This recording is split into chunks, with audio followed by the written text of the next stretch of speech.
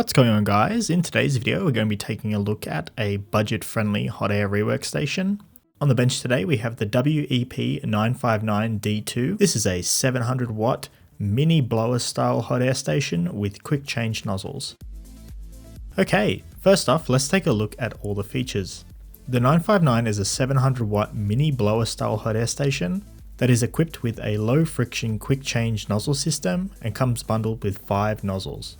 If you are unfamiliar with what I mean by a mini blower style, I simply mean that the air supply is a small blower fan located inside the handpiece, unlike larger stations that use a large blower or bladder system inside the main unit. Moving forward, the 959 has a simple plastic front panel design with a large inverted blue LCD. Below that we have a manual air control knob adjacent to the temperature controls, and below that we have the AC power switch and aviation style connector. The unit comes with a built-in metal nozzle holder that can hold 4 of the 5 nozzles, with the rest of the unit case being comprised of powder-coated steel. Taking a look at the hot end, it's nice to see that they have implemented a setback heating element design. This is likely just to accommodate for the quick change system, however has the added benefit of a more uniform air path leading to reduced hot spots when soldering. Half of the nozzles are equipped with cyclone air guides to further improve uniformity by introducing turbulence, whilst the other nozzles are direct air paths. Both types have their own advantages depending on the application. In this situation it appears that the smaller nozzles simply would have just been too restrictive if they were fitted with a cyclone mixer. Speaking of the hot end, the handpiece cable is a little bit too short, although this is still ample for a compact workbench either in a hobby shop or just a small repair shop.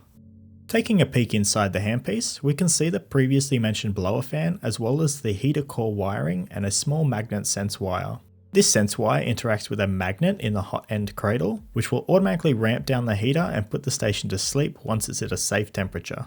The heater core used here is a standard mains voltage element found in many other units, meaning replacement parts should be easy to come by. Another nice thing to see is the metal heater core housing is also mains earthed. Okay, jumping back over to the main unit once again, the 959 is fitted with a fixed earth mains power cable measuring at about 1.2 meters. Looking inside, the overall construction is what you'd expect for the price. As mentioned, the main heating element is mains powered, with duty cycle switching being done via a relay. The whole unit is controlled by what seems to be a Zilog 8-bit S3 microcontroller with 32 kilobytes of flash. The rest of the build quality seems pretty typical for this price point, with all the solder connections looking hand soldered. Speaking of which, quite a few of these through-hole component joints don't appear to be fully penetrated. This may cause issues later on where mechanical stress could cause cold joints. Checking the heater core wiring, we can see that this is in fact mains powered, which brings us to a small point. As the heater core is mains powered, you should be careful to never connect a soldering iron to this connector on the front of the unit, as most irons, even though they may have the same plug, are often 24 volt DC, and you get the picture. And lastly, this small transformer is there to power all the low voltage logic in the main machine and nothing else. Checking the heater throughput, we can see that my unit appears to be off by a few degrees. As with any hot air station, you're going to have variations between units, as well as the operating environment coming into effect. Even nozzle diameter and distance can affect the recorded temperature. This is by no means a flaw with the unit, moreover it's a reflection of how I have my unit set up here.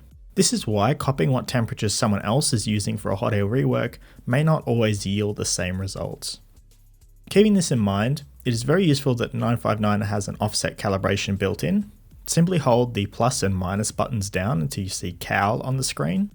Then select the temperature to what the reading you have on your thermal probe. Then hold both the temperature buttons again to confirm your entry. Testing out some SMD soldering on a PlayStation 1 motherboard, soldering and desoldering are effortless, with performance akin to much larger units. After prolonged use, the handle does get warm, although I never had it feel too hot to hold. And that pretty much wraps up this video. In conclusion, this station, I can honestly recommend it to both hobbyists and smaller repair shops alike. The unit is compact and it has enough throughput for small to medium sized boards, although you may struggle on thicker boards like the PlayStation 5 without a preheater. I do wish the hot air cable was a little bit longer and that the mains power cable was removable.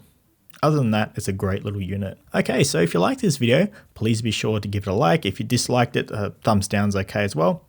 And let me know down in the comments if you have ever used a HotAir station like this before and what your experience was. Okay, until next time, bye!